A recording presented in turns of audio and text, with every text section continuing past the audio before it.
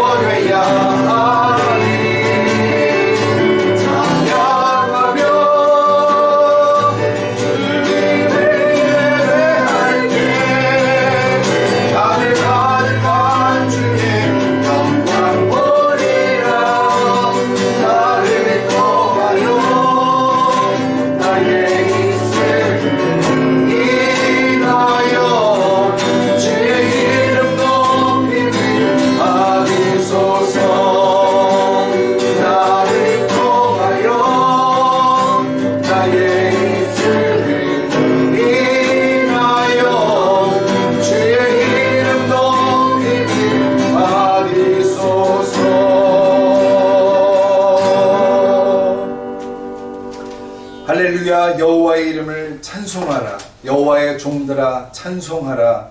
여호와의 집 우리 여호와의 성전 곧 우리 하나님의 성전대에 서 있는 너희여 여호와를 찬송하라. 여호와는 선하시며 그의 이름이 아름다우니 그의 이름을 찬양하라. 아멘. 하나님을 찬양합니다. 성소에서 주님을 찬양합니다. 우리의 마음을 다하여 주를 높입니다. 하나님 예배를 받아 주옵소서.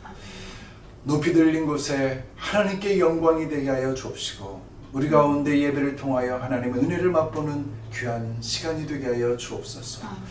하나님 비전교회 모든 식구들이 각기 흩어져서 가정에서 하나님의 자녀들과 함께 주 앞에 예배 드릴 때에 주님 임재하여 주시고 그것을 주님의 성전 삼아 주시고 하나님의 말로 다 할 수 없는 복으로 함께하여 주옵소서. 아멘. 예수 그리스도의 이름으로 간절히 기도합니다. 아멘. 아멘.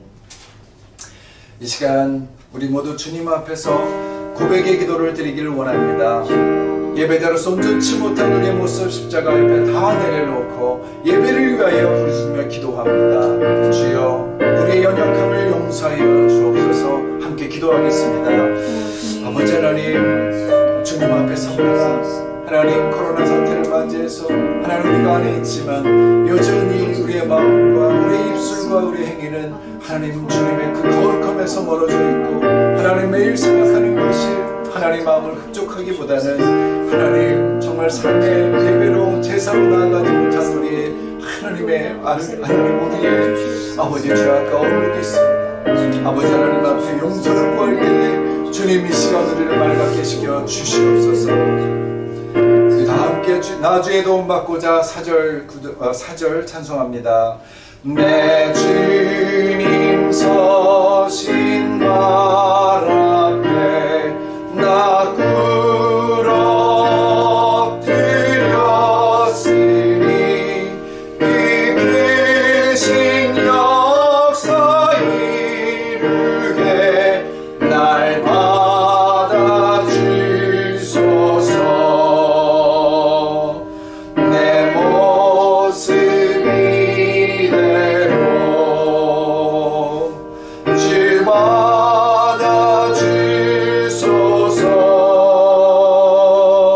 날 위해 돌아가신 주 날 받아주소서.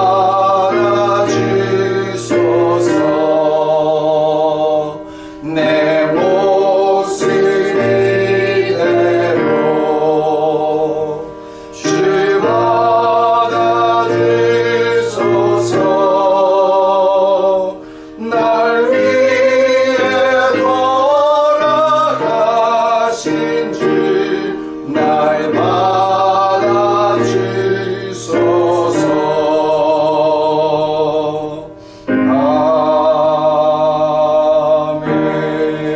아멘.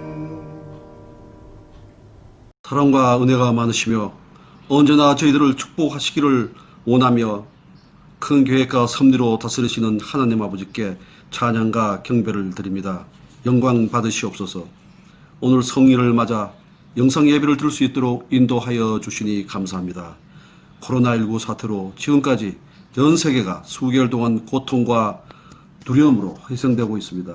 이런 가운데서도 저희들을 지켜주시고 위로하여 주시니 감사합니다. 영상으로 드리는 예배가 영과 진리로 하느님의 임재 가운데 예배 드릴 수 있도록 축복하여 주시니 감사합니다. 코로나19 사태로 하여금 사랑과 헌신, 배려 없이는 확진을 막을 수 없는 상황을 통해 하느님의 큰 계획과 섭리로 다스리는 영적 계심을 저희들에게 깨닫게 하시어 말씀에 순종치 못하고 온전치 못하고 그 믿음과 교만함으로 지금 지은 죄가 많습니다. 이를 회개하오니 저희 죄를 용서하시어 환난을 벗어나 이를 극복하게 하여 주시옵소서. 하나님의 성품을 닮아 거룩한 삶이 되도록 이끌어 주시고 주의 이름을 높이고 영광을 위해 사명을 감당하게 하옵소서. 복음의 진리를 굳게 붙잡고 믿음의 구원을 이루어 삶의 실천으로 믿음의 구원을 증거하는 진정한 그리스도인으로 나타나게 하여 주시옵소서. 저희들의 심령 안에 말씀이 거하게 하시고 성령 안에서 그들의 기도가 그 제목이 응답받는 확신을 갖도록 인도하여 주시옵소서. 코로나19 사태로 고통받는 환자들에게 주님의 선한 손으로 안수하셔서 치유의 역사가 일어나게 하옵시며 어둠의 악한 세력을 대적할 수 있도록 전신갑주로 영적 무장을 시켜 주시옵소서. 영상으로 예배 드리는 우리 성도들이 가족 단위로 사랑의 공동체가 더욱 공고히 되도록 손잡아 주시고 의심치 않는 온전한 믿음과 말씀에 순종하는 주의 자녀가 되게 하시옵소서. 두바이 코로나 상황이 안정되어 저희 교회의 예배가 그 모임이 성도들의 사랑의 교제가 이루어지게 허락하여 주시옵소서. 우리 성도들이 하나님의 은혜와 축복에 기뻐하고 감사하며 성령 안에서 기도하는 성도가 되게 하여 주시옵소서. 저희 비전교회가 성령 충만 교회로 거듭나기를 원합니다. 성교회의 사명을 잘 감당할 수 있는 지혜와 권능을 부어주시고 새바람 강한 물길로 사도 행정적 교회가 성취되도록 역사하여 주시옵소서. 오늘 영상을 통하여 말씀을 증거하실 목사님께 신령한 능력과 성령 충만케 하시옵소서. 복음을 위한 은혜로운 사역과 양육이 이루어져 성도들이 사명을 감당하는데 조금도 부족함이 없게 리더가 될 수 있도록 기름 부어 주시옵소서. 영상 예배를 준비하는 가족의 헌신과 노력을 기억해 주시고 축복하여 주시옵소서. 모든 말씀 빛 되신 예수님 이름으로 기도드렸습니다. 아멘.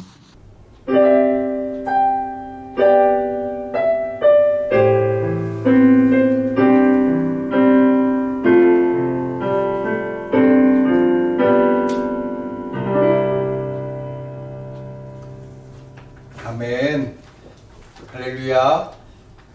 우리 유기아 장로님 기도 감사합니다. 우리 서로를 향해서 함께 축복하고 인사 나눴으면 좋겠습니다. 하나님의 축복이 당신과 함께 하십니다. 하나님의 축복이 당신과 함께 하십니다. 하나님의 사랑이 또 우리와 함께 하십니다. 하나님의 사랑이 또 우리와 함께 하십니다. 아멘. 우리 장로님 멀리서 또 기도하시는 영상 보내주셨는데 또 건강한 얼굴 뵙게 되니까 참 좋습니다. 또 영상으로 기도하는 것도 또 좋은 것 같습니다. 또 우리 특송 계속해서 우리 함께 할 텐데 이번 주에 저희는 못했습니다만 다음 주부터라도 또 시작하길 바랍니다. 이번 주 내일 모레죠. 우리 일요일 저녁에는 제가 이 바라카 교회의 한인 예배 함께 참여하면서 설교를 맡게 됐습니다. 우리 바라카 교회의 식구들 또 그곳에 있는 외국인 교회의 모든 주님의 형제자 자매들을 위해서 계속 중보 기도해 주시기 바랍니다. 이제 원전이 다 지어지고 외국인 노동자들이 본국으로 많이 돌아가고 있습니다. 그럼에도 불구하고 또 그곳에 남아있는 우리 한인 식구들과 여전히 운영하는 일들에 도움을 주고 있는 외국인들 또 선교의 대상입니다. 그곳에 윤 목사님 목회하고 계시는데 그것을 위해서 함께 중보 기도할 수 있기를 바랍니다. 그로 인해서 우리 큐티 세미나 일요일 저녁에 하는 그 저녁반 큐티 세미나는 이번 주는 하지 못하고 한 주 미뤄서 다음 주에 할 수 있게 될 것 같습니다. 우리 다 공지가 나갔는데 기억해 주시고 다음 주까지 한 번 더 연장했을 때 큐티 더 열심히 하시면서 더 풍성한 나눔으로 함께 나눌 수 있기를 바라고 월요일 낮반에 진행되는 이 네 번째 세미나는 이 마지막 세미나인데요. 정상적으로 진행됩니다. 우리 함께 또 과제도 있고 또 큐티 하는 거 함께 나눌 터인데 들으신 분들 열심히 큐티 하셔서 함께 나눌 수 있으면 좋겠습니다. 계속해서 우리 기도해야 될 것은 지금 국회에 포괄적 차별금지법이 정의당에 의해서 지금 상정됐다고 하죠. 민주당도 곧 발의하려고 하는데 함께 기도해 주십시오. 지금 한국교회 온 교회들이 연합해서 이 발의를 저지하고 정말 국회에 통과되지 않도록 정말 애쓰고 기도하고 있습니다. 우리도 함께 이 시간 기도할 수 있기를 바라고 하나님께서 정말 이 시대에 우리를 깨우시고 정말 이 양심이 화인 맞은 것처럼 변화되지 아니하도록 진리가 설 수 있도록 이 일을 위해서 간절함으로 기도해 주시기 바랍니다. 계속해서 또 1010 기도 또 공동체 성경 읽기를 통해서 하나님의 그 말씀 가운데 또 기도 가운데 은혜 누리시길 축복합니다. 오늘 주신 하나님의 말씀 함께 공독하겠습니다. 요한복음 6장 말씀입니다. 요한복음 6장 14절부터 21절까지 말씀입니다. 요한복음 6장 14절부터 21절까지 말씀입니다. 한 절씩 교독하겠습니다. 14절 말씀 제가 먼저 읽습니다. 이는 하나님의 말씀입니다. 그 사람들이 예수께서 행하신 이 표적을 보고 말하되 이는 참으로 세상에 오실 그 선지자라 하더라. 그러므로 예수께서 그들이 와서 자기를 억지로 붙들어 임금으로 삼으려는 줄 아시고 다시 혼자 산으로 떠나가시니라. 저물매 제자들이 바다에 내려가서 배를 타고 바다를 건너 가버나움으로 가는데 이미 어두웠고 예수는 아직 그들에게 오시지 아니하셨더니 큰 바람이 불어 파도가 일어나더라. 제자들이 노를 저어 시별이쯤 가다가 예수께서 바다 위로 걸어 배에 가까이 오심을 보고 두려워하거늘 이르시되 내니 두려워하지 말라 하신대 이에 기뻐서 배로 영접하니 배는 곧 그들이 가려던 땅에 이르렀더라. 아멘. 잠시 기도하겠습니다. 하나님 아버지, 늘 주님 앞에 설 때마다, 특별히 하나님의 말씀 앞에 설 때마다 하나님 기대함과 사모함과 또 주님 말씀에 순종하고자 하는 마음으로 섭니다.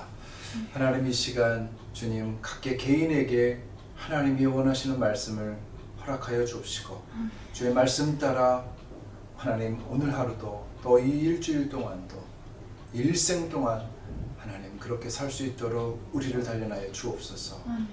오늘도 주님의 영광과 임재를 간절히 사모하며 예수 그리스도 이름으로 기도합니다.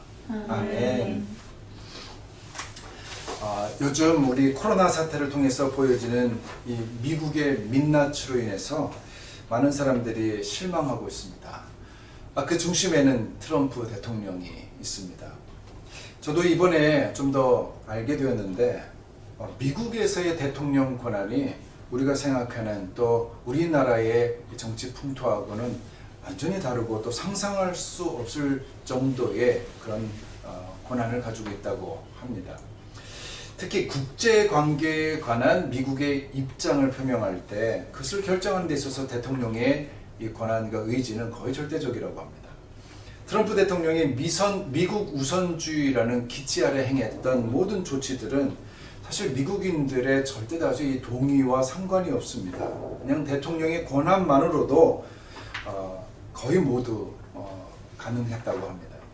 나토의 방위비 인상 요구 결정이 시작이었죠. 또 이란 핵협정 탈퇴나 또 파리 기후협약 탈퇴, 이 굵직굵직한 그 일들을 거의 자신의 마음대로 시도하는 것을 우리는 봤습니다. 또 중국과의 무역 전쟁에서 엄청난 관세를 부여했던 일들이나 또 이번 독일 주둔 미군 이 병사들을 축소하는 문제, 또 WHO 탈퇴 등 제가 보면 대부분이 거의 대통령의 트럼프의 마음대로 결정하고 실행에 옮긴 조치들이었습니다. 물론 상원의 동의가 있기는 했지만 미국 대통령 그 한 사람의 권한이 생각보다 막강하다는 것을 이번에 좀 더 알 수 있게 되었습니다. 제가 이렇게 서두부터 트럼프 대통령에 관해 언급하는 것은 그의 잘잘못을 따지거나 미국 정치 제도를 비판하고자 하는 것은 아닙니다. 그보다는 트럼프가 올해 말에 치러지는 대통령 선거에 자신이 재선할 수 있는 상황이 불리해지면서 온갖 그가 선동하고 또 과장된 말들을 퍼붓고 그리고 상대 후보 바이든에 대해서 인신공격까지 또 서슴지 않으면서 자신의 지지자들의 마음을 얻기 위해서 정말 애쓰는 모습이 너무 불행해 보인다는 것을 말씀드리려는 것입니다. 비록 백악관 앞에서 성서를 들고 자기의 신앙을 고백하는 모습도 보여주었지만 그의 행적에서 성경적인 윤리를 찾아보기 참 힘듭니다. 그냥 권력욕에 사로잡혀서 대중의 인기에 목말라 하는 그런 불쌍한 노인의 모습을 보일 뿐입니다. 물론 이 미국 대통령 이 자리가 얼마나 대단한지는 제가 앞서 말씀드렸죠. 세계를 쥐락펴락할 만한 엄청난 권세를 가진 자리입니다. 자, 그럼에도 불구하고 오늘 본문에서 예수님이 보이신 모습과는 그가 너무나 대조되고 있기 때문에 과연 예수님이 지금 미국에 오신다면 어떻게 하셨을까 그런 생각을 하게 됩니다. 우리 14절 15절 지난주에 우리 함께 묵상하기도 했지만 한 번 더 14절과 15절을 읽어보길 원합니다. 14절 15절 말씀 같이 읽겠습니다. 시작. 그 사람들이 예수께서 행하신 이 표적을 보고 말하되 이는 참으로 세상에 오실 그 선지자라 하더라. 그러므로 예수께서 그들이 와서 자기를 억지로 붙들어 임금으로 삼으려는 줄 아시고 다시 혼자 산으로 떠나가시니라. 아멘. 트럼프를 비롯한 모든 정치인들이 다 좋아할 만한 일이 지금 예수님 앞에서 벌어지고 있습니다. 자, 떡과 물고기를 먹은 수많은 사람들이 예수님을 따르고 또 그리고 그분을 왕으로 추대시켜지는 그런 상황이죠. 예수님에게서는 그것을 사실 감당할 만한 능력도 있고 그리고 자격도 이미 넘쳐 있습니다.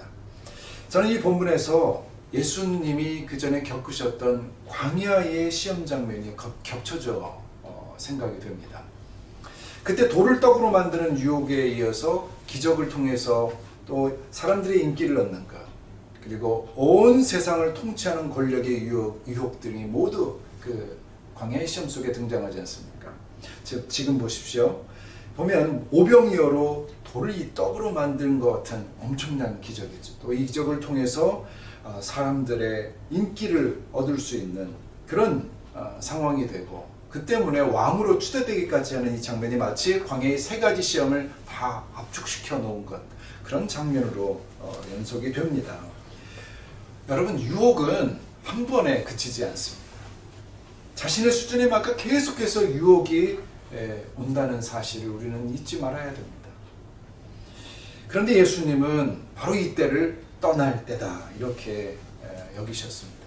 이 마태복음과 마가복음에도 똑같은 이 사건이 소개되어 있는데 거기서는 즉시라는 표현이 강조되고 있습니다. 즉시, 단호하고도 신속하게 이 유혹의 자리를 떠나셨다는 말씀입니다. 만약 이 트럼프라면 환호하는 대중들에게 손을 막 흔들면서 자신이 이보다 더 능력 있는 사람이라고 일장 연설을 했겠죠. 하지만 예수님은 그 자리를 즉시 떠나십니다. 여러분, 왜 떠나셨을까요? 왜 그렇게 즉시 속히 그 자리를 떠나셨겠습니까? 정말 권력의 유혹을 받았기 때문에 떠났던 것일까요? 우리 입장에서, 우리 생각에서는 그렇게 또 추측할 수도 있을 수 있습니다. 그러나 하나님의 관점으로 하나님의 마음을 가지고 사역을 하셨던 그 예수님은 두 가지 이유에서 그곳을 떠나셨다는 사실을 우리는 알 수 있게 됩니다. 하나는 주님이 그 모였던 사람들, 자신을 왕으로 추대하는 그 사람들에게 사실은 더 큰 선물을 주기 위해서 그것을 떠나셨다는 것입니다. 예수님이 이 땅에 오신 목적은 그들의 굶주림만 해결해 주시는 것이 아니었기 때문입니다. 자, 이 굶주림에 대해서는 빵에 대한 것만 얘기하는 것이 아니죠. 정치적인 굶주림이 있습니다. 경제적이고 사회적인 굶주림까지 모두 포함되어 있는 것이죠. 먹어도 배고프고 마셔도 목마른 그런 필요들을 채워주는 것이 아니었죠. 예수님은 우리에게 더 온전한 구원, 그리고 영원한 생명을 주시기 위해 이 땅에 오셨습니다. 그 때문에 바로 그 자리를 떠나신 것이죠. 두 번째 이유는 제자들 역시 그런 유혹에서 분리시키기 위해서 주님은 그것을 떠나신 것이죠. 마태복음 14장 22절에 보면 예수님이 제자들을 재촉하셨다고 얘기하십니다. 제가 읽어보겠습니다. 예수께서 즉시 제자들을 재촉하사 자기가 무리를 보내는 동안에 배를 타고 앞서 건너편으로 가게 하시고, 사실 이 유혹은 예수님을 위한 시험이라기보다 제자들에게 오히려 더 큰 시험으로 다가오는 그런 경우였습니다. 왜냐하면 제자들 마음속에서도 역시 권력욕이 도사리고 있었거든요.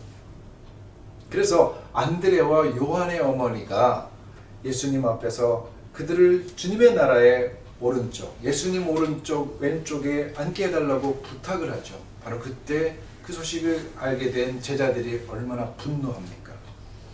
지금도 예수님을 따르는 대부분의 사람들이 이 유혹에서 자유롭지 못한 것 같습니다. 그러므로 사랑하는 성도 여러분, 여러분이 교회에 오시는 목적, 또 그 기대, 그것이 무엇입니까? 그것을 돌아보시길 바랍니다. 목사님, 제가 여러분들을 어떻게 양육시켜 드리길 바라십니까? 여러분의 굶주림을 벗어날 수 있도록 기도해 주길 원하시는가요? 아니면 사업에서 성공할 수 있는 신앙생활을 제가 가르치기를 원하십니까? 평안한 삶을 살 수 있도록 그렇게 신앙교육을 받기를 원하십니까? 하지만 예수님은 제자들을 오히려 그런 유혹에서 멀어지도록 하셨습니다. 재촉하셨습니다. 오히려 바다 위의 풍랑 속 고난으로 그들을 들여보내셨습니다. 사람들의 기대를 따라 사는 것을 경계하셨습니다. 왜냐하면 그 길로 걸어가다가는 구원과 영생마저 잃어버리기 때문입니다. 여러분, 그러므로 교회는 또 목사는 교인들을 성공하는 사람들로 만들거나 또 굶주림에서 벗어나게 하고 부유하게 하는 것을 양육의 목적으로 삼을 수 없습니다. 오히려 그들이 세상과 구별되어 말씀대로 살면서 하나님의 마음을 알게 만드는 것, 그것이 교회 비전, 목회 비전이 되어야 되죠. 저희 교회가 과연 그러고 있는지 우리 함께 뒤돌아볼 수 있길 바랍니다. 바로 이 일을 위해서 예수님은 제자들이 한창 높아져 있을 때 그들을 사람들에게서 떼어내서 바다로 들어가게 만드신 것이죠. 자, 16절부터 18절의 말씀입니다.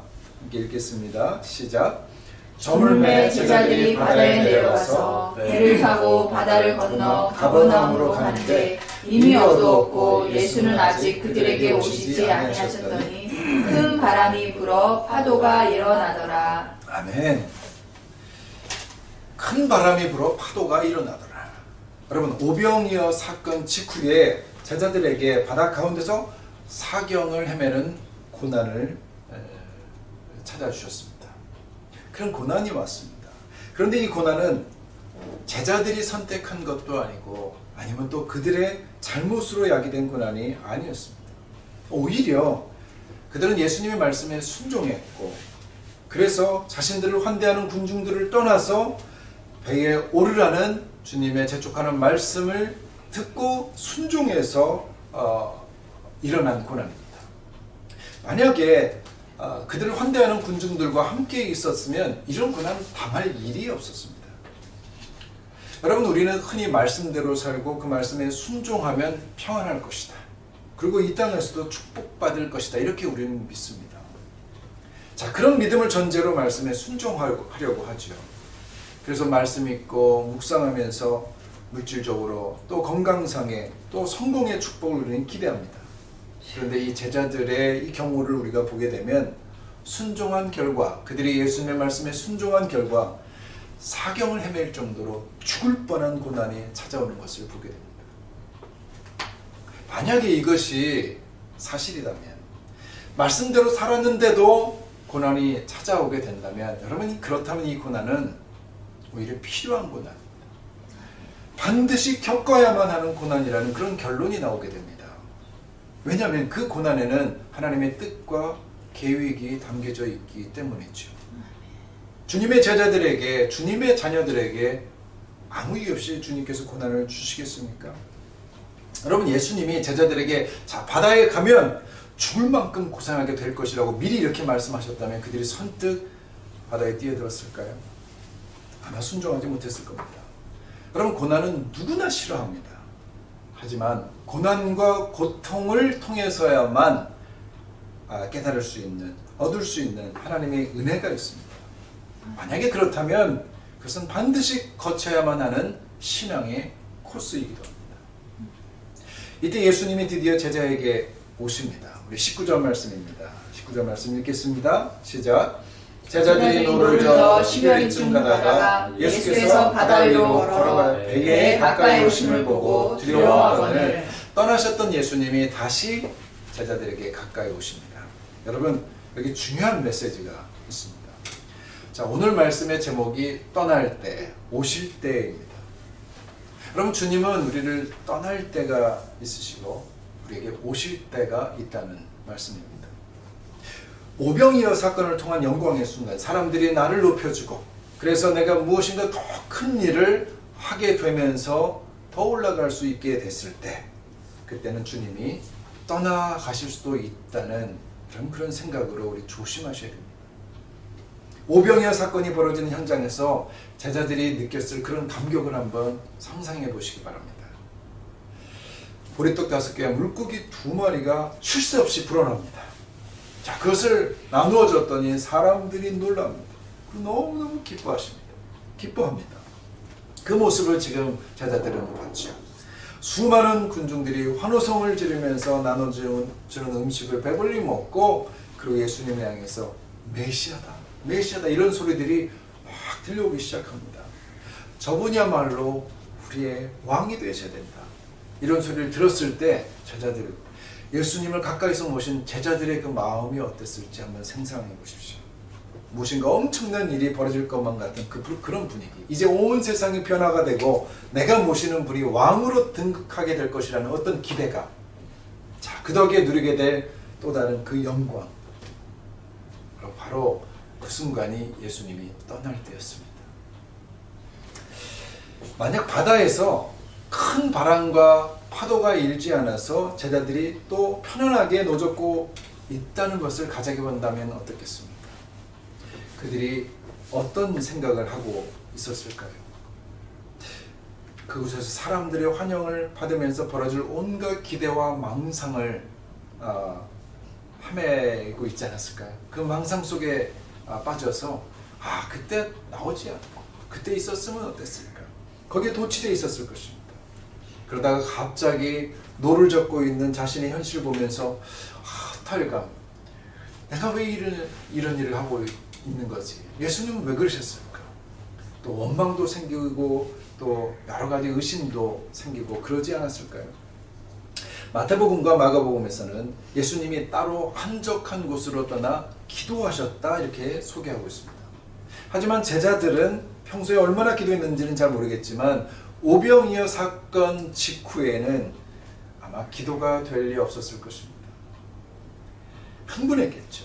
제가 얼마 전에 아카데미 시상식에서 봉준호 감독이 한 2번째 이 상을 받았을 때 했던 말인 것 같은데, 그 소감 중에 이런 말을 했습니다. 자, 이 시상식이 끝나면 밤새도록 우리 동료들과 술을 마시고 싶다, 이렇게 말을 했습니다. 계속해서 즐기고 싶다는 거죠. 그 환호성, 그 영광을 즐기고 싶은 것입니다. 여러분, 월드컵과 같은 그런 큰 경기에서 승리한 팀의 선수들이 경기를 마치고 조용히 골방에 들어가서 기도하는 그런 사람들은 아마 거의 없을 것입니다. 심지어 저도 잘 준비한 은혜로운 설교를 딱 마치고 나면 곧장 기도실로 갈 생각을 잘 안 합니다.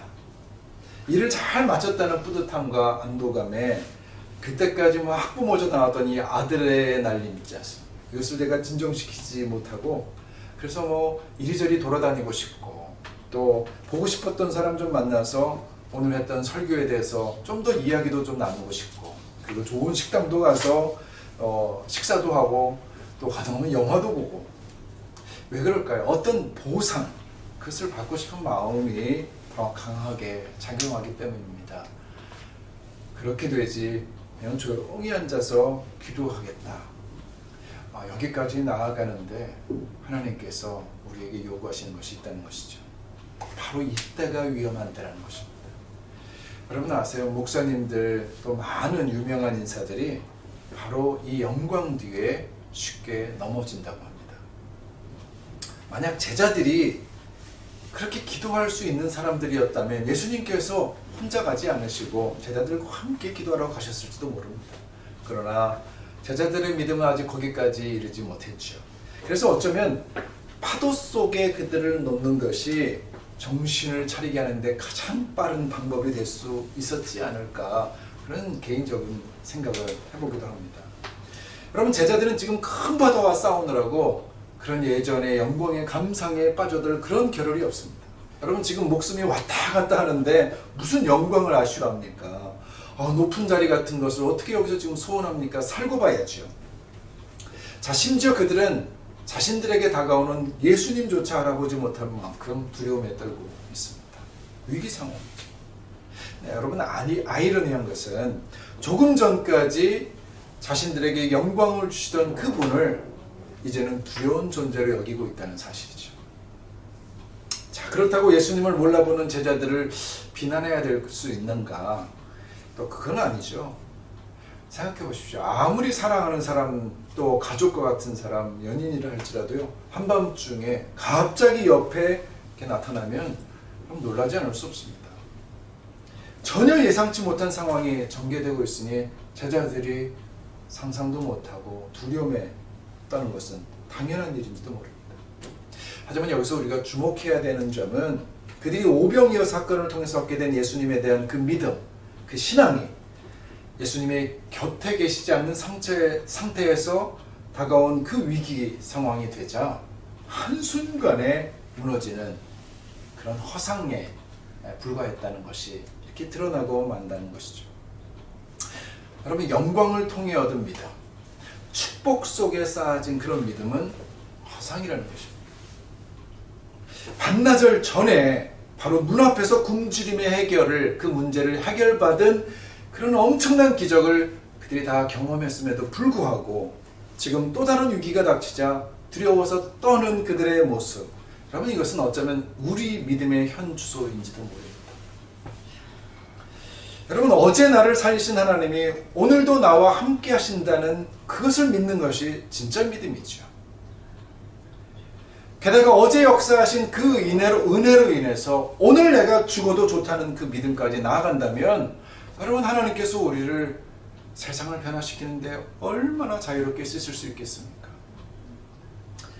하지만 대부분의 신앙인들이 어제 경험했던 은혜는 완전히 잊어버리고 오늘 닥친 위기 앞에서 다시 두려워 떨면서 하나님 앞에 애걸복걸합니다. 왜 내게 이런 고난을 주시는 겁니까? 매일 말씀 묵상하고 기도도 성실히 하는데 왜 내게 이런 고통을 주십니까? 여러분, 그때 당하는 고통은 우리가 잘못해서 당하는 고통은 아니죠. 오히려 주님의 말씀을 잘 따르기 때문에 당하는 고통입니다. 여러분, 그러므로 고난은 말씀에 순종한다고 안 오는 것이 아닙니다. 말씀을 순종할 때 오는 고난이 있다는 것이죠. 바로 그리고 그때가 주님이 가까이 오시는 때입니다. 20절 말씀입니다. 20절 말씀 읽겠습니다. 시작. 이르시되 내니 두려워하지 말라 하시는데, 내니 두려워하지 말라. It's I.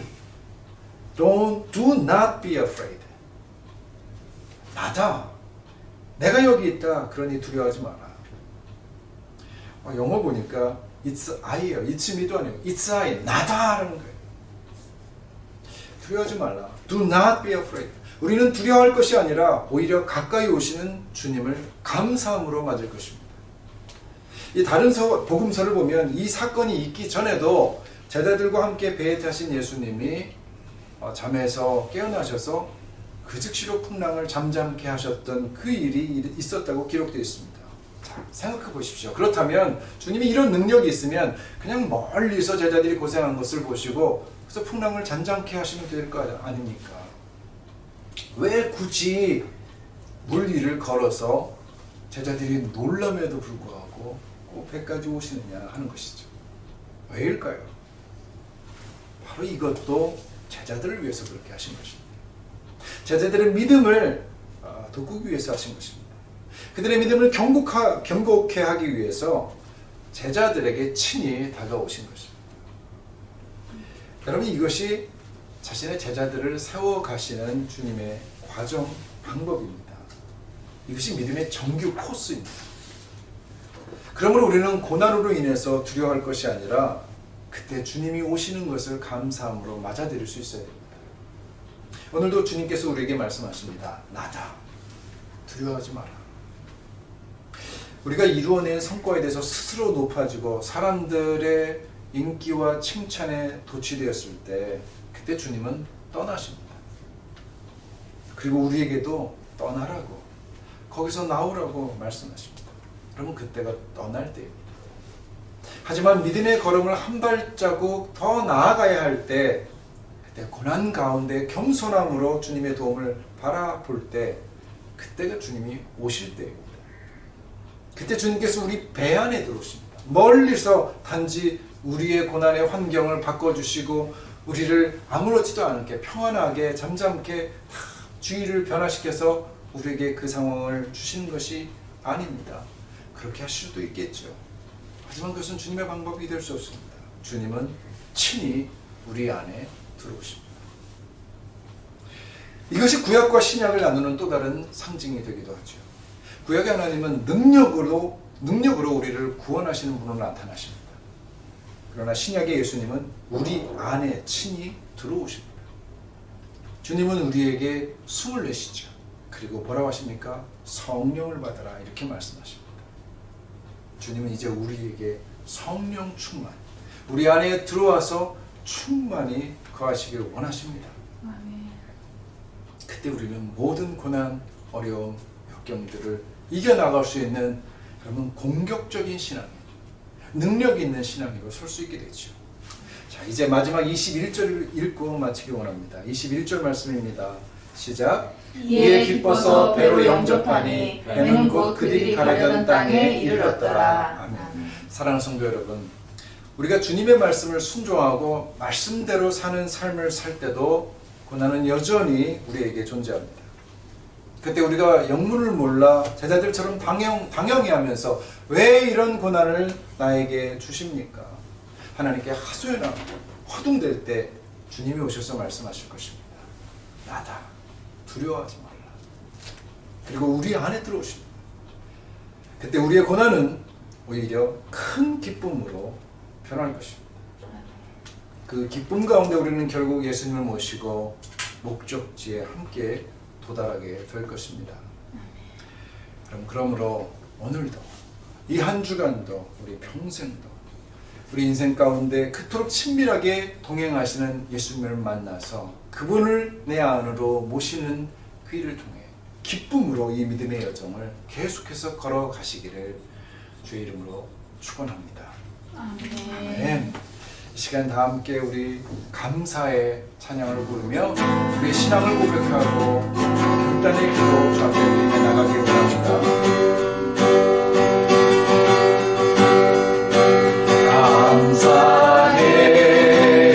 감사해 시험이 닥쳐올 때에 주께서 인도하시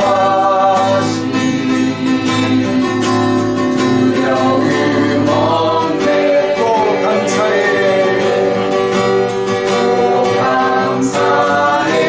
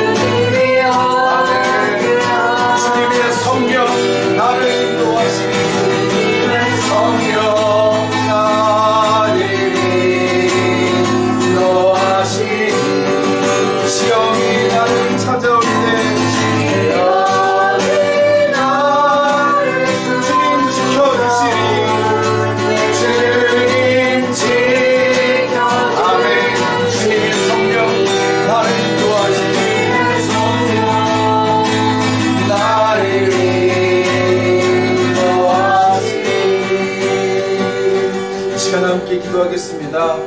우리가 당하는 모든 고난은 하나님께서 우리에게 당신의 동행하심과 당신의 돌보심과 우리를 더욱더 믿음 가운데 또 선물하시는 주님의 큰 은혜인 줄 믿으시기 바랍니다. 이 시간 주님 앞에 더 강렬한 마음, 우리의 마음을 고백하고 성령 충만을 기원하면서 주님 앞에 헌신을 다짐하는 기도로 나가기 원합니다. 함께 기도하겠습니다. 하나님 아버지 믿습니다. 주님 우리가 함께 하시겠습니다. 하나님 우리가 높아지는 하나님 우리가